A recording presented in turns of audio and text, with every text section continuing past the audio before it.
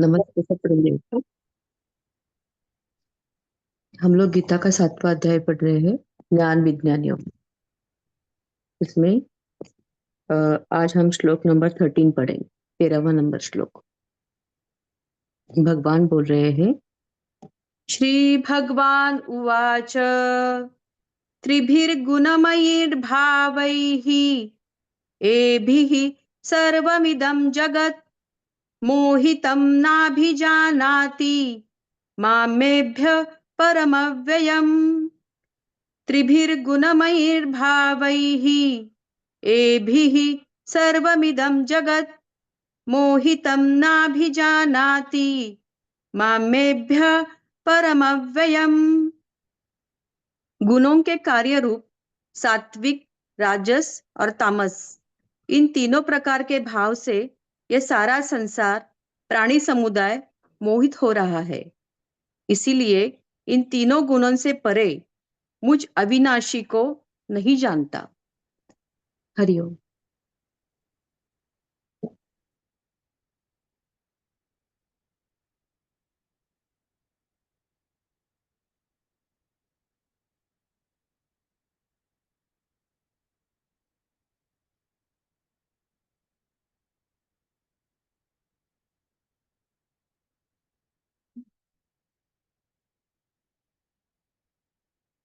ईश्वर की माया से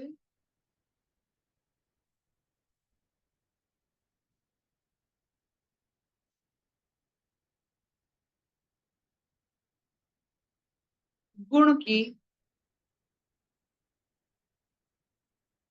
अनुभूति होती है।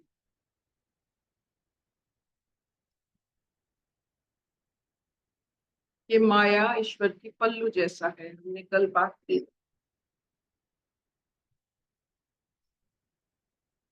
ये प्रकृति पर ये माया अच्छन क्यों हो रहा है, क्यों है माया, क्यों है?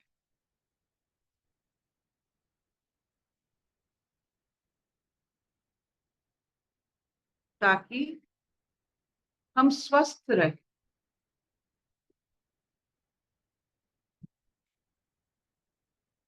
हमारे जितने सारे पूर्वज थे और अब हम हैं, ये जो इवोल्यूशनरी प्रोसेस चल रही है, हम बदल रहे हैं, हमारा सोच बदल रहा है, हमारा लक्ष्य बदल रहा है, हमारी अनुभूति जो उनकी थी अभी हमारी अलग हो रही है। ये चिर लेकिन बदलती हुई प्रकृति को समझने के लिए माया चाहिए। प्रकृति को समझने के लिए गुण चाहिए। प्रकृति 3 गुण में बटा है, तो प्रकृति को समझने के लिए हमें ये सब गुण चाहिए, और ईश्वर को समझने के लिए ये गुण नहीं चाहिए।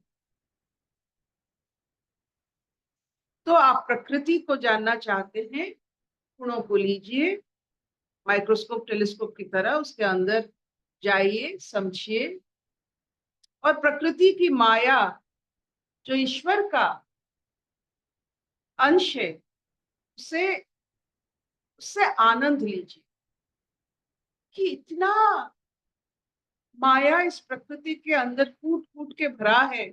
मतलब जिन्होंने इसे भरे हैं वो कैसे, कितने बड़े मैजिशियन होंगे, कलाकार होंगे, कवि होंगे, पेंटर होंगे, कितने बड़े।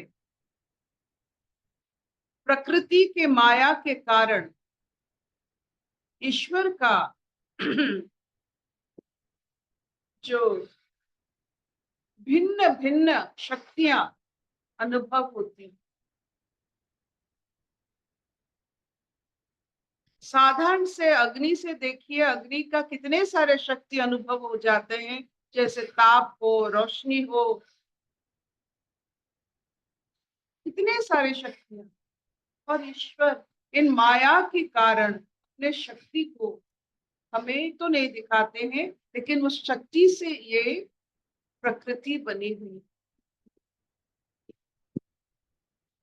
ईश्वर यानी कृष्ण कहते हैं जैसे जो भी प्रकृति में होता है, जो भी ये भूखंड में होता है, पृथ्वी में होता है, उसका कोई नाम और निशान आकाश पर नहीं पड़ता। आकाश में खिलते हुए भी, सतचित आनंद में खिलते हुए भी पृथ्वी का कोई भी असर आकाश पर नहीं पड़ता। हम भी जब सिनेमा देखने जाते हैं, सिनेमा का कोई असर उसके पीछे वो जो सफेद पर्दा है उसके ऊपर कुछ नहीं छीटा पड़ता है, वो जैसा था वैसा है, वो है इसीलिए है, सिनेमा बन सकता है, सिनेमा हम देख सकते हैं। आकाश है, सतचित आनंद है, ईश्वर है, इसीलिए प्रकृति है, माया है, और हमारी ये अद्भुत जिज्ञासा प्रकृति की ओर, उसे खोजते खोजते ढूंढते ढूंढते हम ईश्वर तक पहुंच जाते। ऐसा कोई नहीं संसार में जिसके मन में प्रश्न ना हो। बच्चे जब छोटे होते हैं कभी कभी लगता है आकाश क्या गिर पड़ेगा, आकाश क्या कभी गिरता है, ये प्रश्न, यही तो माया है। इतने सारे प्रश्न जो हमें जहन में जो उठती है, ये सब सुंदर माया है, वही ईश्वर को जानने के लिए। ईश्वर का मतलब नहीं कोई एक शख्स हो या कोई एक व्यक्ति। ईश्वर का मतलब है ये तत्व, जो तत्व सब तत्व को रखा है, जिसके नीचे सब पलते हैं, सब बढ़ते हैं, सब जिज्ञासु निर्धारित करते हैं, आगे चलने की इच्छा जो हमें है, ये सब माया ही तो है। उस माया में तीन गुण का, जैसे पेड़ छोटा छोटा बीज हम लगाते हैं, इस माया का तीन पेड़ होते हैं, वो अपना रंग दिखाता है और हमें वैसा अनुभूति मिलता है। पहले क्या होता था, उस अनुभूति को हम सत्य मान लेते थे, हमको पता नहीं था कैसे अनुभूति को बदला जाए, हमें पता नहीं था कि आलस्य से कैसे हम गतिशील बने। जब हम गतिशील बन जाते हैं तो आलस्य छूट जाता है, तो लगता है अरे ये तो एक माया था। ये जो गुण को प्रकृति में दिया गया है हमारे भलाई के लिए, ताकि हम सब एक, जो जैसे वैज्ञानिक ढूंढते हैं वैसे हम भी इतने सारे गुणों की जो निदान है, हमारे अनुभूतियां है, हमारे दुख सुख है, उससे जब हम जागृत होते हैं तब पता चलता है कि ये गुण एक माया ही तो है, हमारी अच्छाई एक माया है, हमारी बुराई एक माया है। जब ईश्वर समझ में आ जाते हैं तब ये गुण माया बनता है, नहीं तो ये गुण अहंकार बन जाता है। मैं अच्छी हूं, मैं अच्छा हूं, ये अहंकार है। जब ईश्वर है, ये गुण अच्छाई भी माया है।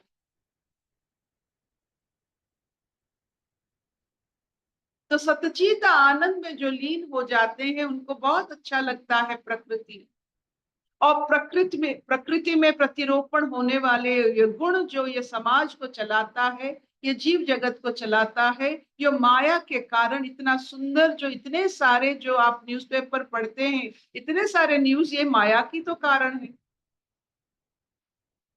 आपकी एंटरटेनमेंट तो ये माया ही कर रही है। इतने सारे शब्द भाषा कोश की यही माया, यही तामस को समझाने के लिए, ये रजस को समझाने के लिए, ये सत्व को समझाने के लिए, ये सब शब्द तो बने हैं, फिर भी शब्द कम पड़ जाते हैं।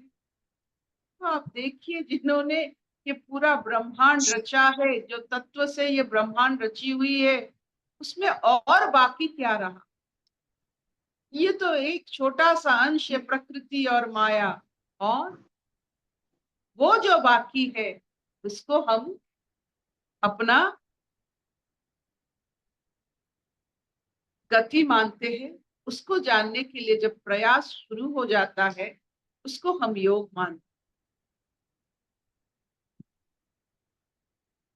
जो व्यक्ति ने, जो कवि ने ईश्वर की इतने सारे रचना देखकर मनमोहित होकर कुछ लिख दिया है, कितना लिखेगा?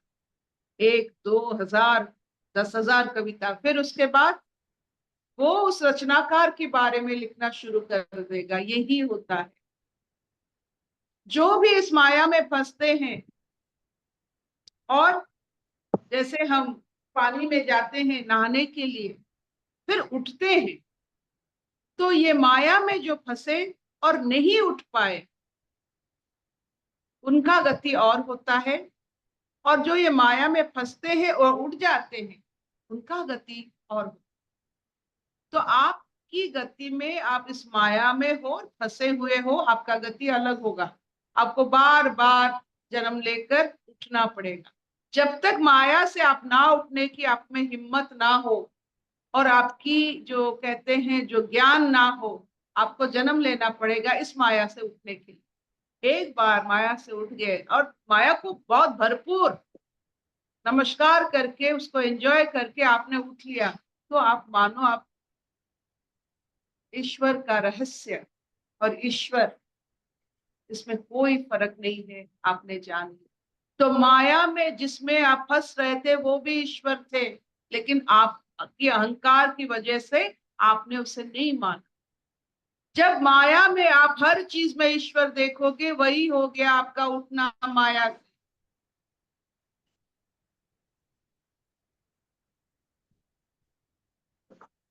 तो आपकी मर्जी, उस माया को, माया में अहंकार को छोड़ के जो जो अनुभूति है ईश्वर मान लो, नहीं तो माया में डूबकर निकल लो। तो इसमें क्या होगा?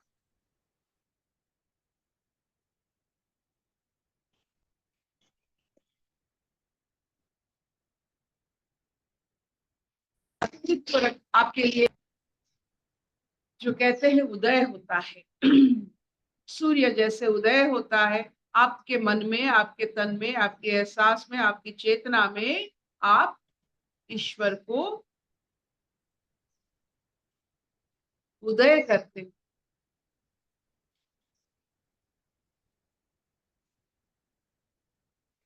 क्या इतना चलेगा? हम्म।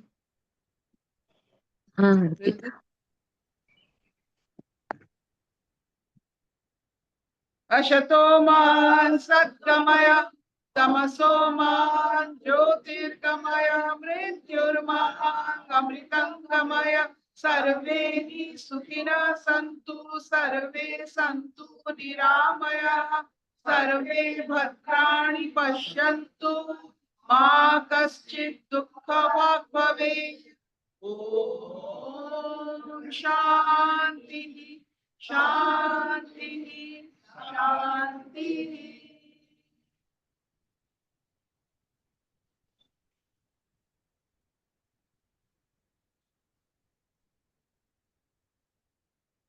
जब अहंकार है आप में, तो जान लेना माया भी है। अहंकार छूटा तो माया बुलबुले की तरह चला जाता।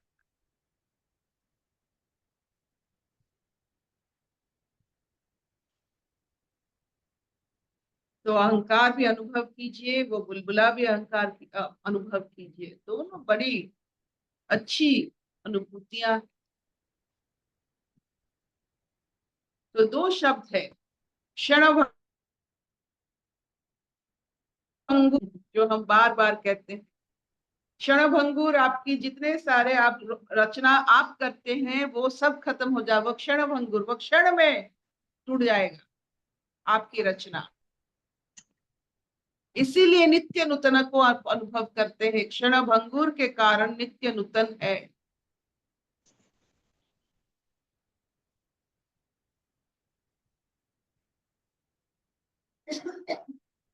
थैंक यू मम्मा, थैंक यू।